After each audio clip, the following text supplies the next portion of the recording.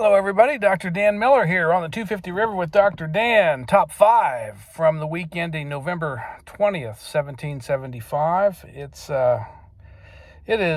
We are upon Thanksgiving week, and that's why I'm kind of sitting here in my car doing this particular episode because it fits best with my very busy schedule here. Like, I know you've got busy schedules heading into Thursday. So do I, as I'm picking up our youngest daughter, Ava, from school today. So here's our backdrop. So forgiveness for whatever sound deficiencies that there are, and I'm sure there are some. And I actually see a train in the distance that's crossing on this street. So thank goodness maybe we're out of the sight or the sound of that whistle. So hope you're doing well. Top 5. Let's start with number 5, a soldier. A soldier is the name of a writer who gives us no other name. He just tells us that he is in fact a soldier. He's in the Cambridge, Massachusetts area in the Continental Army, and he's writing kind of to and on behalf of his fellow soldiers. And so a soldier talks to us about how difficult it's been, how nobody gave them any credit. The enemy gave them no credit, no respect. And here they are holding the enemy, the British Redcoats, at bay, having them surrounded and thinking that victory is not too far off. But here's the reason why I want to bring a soldier's essay to your attention as number 5 for this week. He finishes his essay that's printed in local newspapers, finishes his essay by saying that with only a few more noble efforts, a few more victories, a few more battles, everything will be won, everything will be completed, and we will live a free and happy life forevermore. That's awfully close to an exact word-for-word quote of that closing paragraph of a soldier's essay. All we have to do are a few more, and it's all done, and we're victorious, a free and happy people evermore. So it's interesting when I realized that our sponsor for this episode is kind of the government, the provincial government of Massachusetts, which reminds everyone today that Thanksgiving is the 23rd in Massachusetts, a day of Thanksgiving, and everybody should observe it as such. And I think that our essayist, our anonymous essayist, a soldier, would tell us that we absolutely should observe Thanksgiving with the expectation that with just a few more pushes and pulls and punches, that we'll have the victory we want. Just a few more. That's number 5. We're going to use that as our kind of a basis here today. Number 4 for us is everything else. And remember, this is drawn from my Redux entry. So when you look at what's going on this week in the war, it's really spread to a lot of places. It's down in South Carolina around a place called Fort 96. There's a clash down there involving like 1,200 soldiers in that. There's a clash at Fort Johnston, North Carolina on the Cape Fear River, right there on the coastline. There's a clash all throughout Virginia, especially coastal Virginia. Virginia has become kind of its own seat of an internal war, fascinating thing. So Virginia's got extensive warfare going on. And then, of course, as you may remember, we've got this kind of dual clash of this friendly invasion force that the Continental Army and the Continental Congress has sent north into Canada along the St. Lawrence River. And Benedict Arnold has taken 700 guys and walked out in front of the barricades at Quebec and demanded their surrender, which they politely refuse. And Arnold and the 700 go back into the woods to think about what their next step is going to be. So you've got war up in the St. Lawrence River Valley and then all the way down into South Carolina. So when a soldier talks about it's just a few more things for us, he's meaning that Boston area and really doesn't have any knowledge or thought about all these other things that are going on at the same time. So a leadership question for us here that comes out of our first two. We have our soldier, and I'm asking you this from a leadership perspective. Where do you want to base your optimism? If you want an optimistic outlook, where are you going to where are you going to stand it on? What are you going to stand it on? So our soldier in his essay has a very optimistic outlook.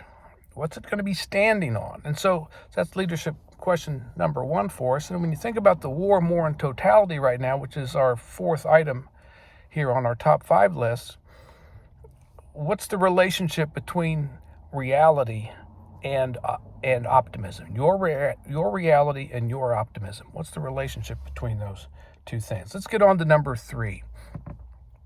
We have our soldier and his outlook, optimistic outlook, right?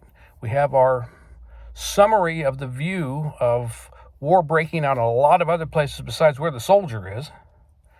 And then here we are at number 3 with a woman named Mary Robin. Mary is part of an investigation. She lives on the eastern shore of Maryland. And Mary's been called in to give testimony, a deposition of sorts, as to what her husband's been doing. It turns out that there's rumors, and now there's an investigation to verify what's true, what's not true, about a gathering conspiracy on the eastern shore of Maryland among people who support the King of England, who support the monarchy, who support British imperial rights, who are organizing to go and support the British in Boston and organizing to go and support the pro-imperial side in Virginia in that war that we talked about a minute ago. And so Mary, among probably a dozen other people, is called in by the Committee of Safety in Maryland and questioned. And in the questioning, she answers honestly that her husband did tell her that he was going to go out one night to a kind of an unknown meeting, an unknown place with some unknown people, and he'll be gone for an unknown length of time. He comes back and makes references to some things that had been discussed and some plans that had been made. And that's about as clear as Mary is in her testimony. But when you fit it in with a lot of other things that are part of this testimony, other people's testimony, it begins to show you a picture of what could possibly be true of what's going on in the eastern shore of Maryland. Isaac Atkinson, by the way, seems to be the person at the heart of all of this as an organizer. That's not her husband, that's somebody else.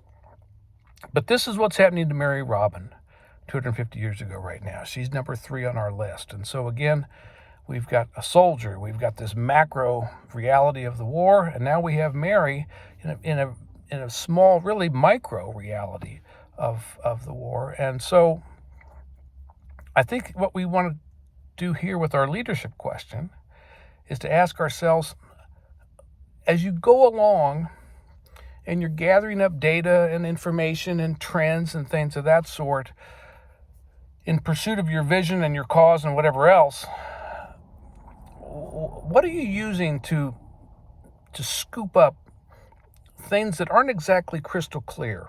You have Mary's testimony. We have this whole issue of what's going on the Eastern Shore. Do we scoop it up and pay attention to it, put it into what we're trying to do and analyze it that way, or do we just leave it aside and move on and plow forward? I think that's a good thing that we can ask from our third story here of the top 5, from Mary. How do we know when something vague and unclear, but which has some relevance, needs to be further understood, and when does it not need to be further understood? Let's go to number 2. It's a combination. John Adams is in the process right now, 250 years ago, of starting to design a new government that would sit atop the 13 colonial governments that have existed and are existing in new fashion right now with the rebellion underway. He's thinking that we need another government on top of that to perhaps be the replacement of the Continental Congress in which he's serving. which is really a collaboration. It's a union, right? He's saying we need to take this union, which is in a kind of a, not even the birth stage. We're still in the gestation stage. We need to keep adding and adding and growing this into something that can be born into something bigger and new, an outcome, a birth. And so Adams has designed some things here about it.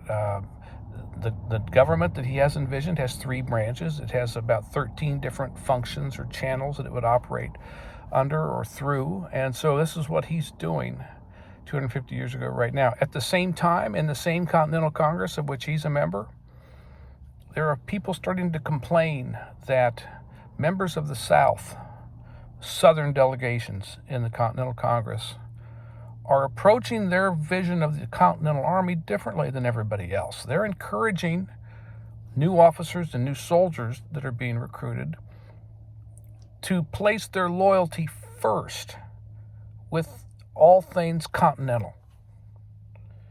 Meaning, let's start with the Army. And that's got some, for people who aren't saying that, that's raising some troubling concerns, and that's raising some what we'll call red flags, and bringing on some dark clouds of the abuse of power, the usurpation of power specifically of the military over the civil power, the Army over the Congress. That's not why we are doing this, is what they would say. So while Adams is making this design, it's a suggestion, by the way, you also have this growing suspicion and unease about what certain colonies are thinking regarding the Continental outlook, specifically as it's embodied in the Continental Army. All this together, Adams and this outlook, get us to number 2. And to number 1, and I know I'm running a little long, so I'll wrap this up. Kumeyaay. Kumeyaay natives live outside of the mission of San Diego. And today, 250 years ago, there's a priest, a Catholic priest, Spanish Catholic priest, who's walking in the mission. And his name is Father Vincent Fuster. And Father Vincente Fuster, he's remembering what happened just a couple weeks ago when he thought he was gonna die. Probably some trauma, if I had to guess in this. Why wouldn't there be? The natives had organized from 4 or 5 or 6 different villages. The Kumeyaay had organized themselves and had tried to set the mission on fire. And while the fire was raging, they began to shoot arrows into the burning building, the burning facility, if you will, and try to kill as many of the Spanish military and Catholic officials as they could in there, in an uprising, a revolt against the colonization that was embodied and represented and executed by the mission of San Diego, which had been there about 5 or 6 years. This failed, and now it's time for punishment. But our father, this priest, Father Fuster, is remembering just a few weeks ago how close it all came. So I leave you with this from a leadership perspective. Isn't this interesting? There's no grand philosophical tradition that spans an ocean like it does on the East Coast between the British colonies and Western Europe. There's no grand pronouncements or speeches or whatever else among the natives scattered outside the landscape of the mission in San Diego. They just know that they're being forced to do something they don't want to do, that they didn't agree to do. And it's beyond what they think they can accept, and it's beyond what they want, and so they're going to try to do something about it. And they did try to do something about it just a couple of weeks ago. So it spans the continent and it spans the globe, I suppose, this idea of I can't take it anymore. We're not supposed to be living this way. And I'm not supposed to be living this way because somebody else is forcing me to live this way. A lot of other things that are different, but that impulse or that instinct is certainly something that seems shared across these two coasts of North America. So that's our top 5. Remember, it's union first, nation second. We were a union before we were ever a nation, and we're seeing right now what it means to be a union and to try to make that function and to make it work, and above all, to make it win in this time of strife and strain. I'm Dr. Dan Miller, Historical Solutions, LLC. You're on the 250 River with Dr. Dan. We're wrapping up episode 52. I'm not sure yet what I'll do regarding Thanksgiving. We'll just have to wait and see. Meanwhile, I hope you have a great holiday, and I'll talk to you very, very soon.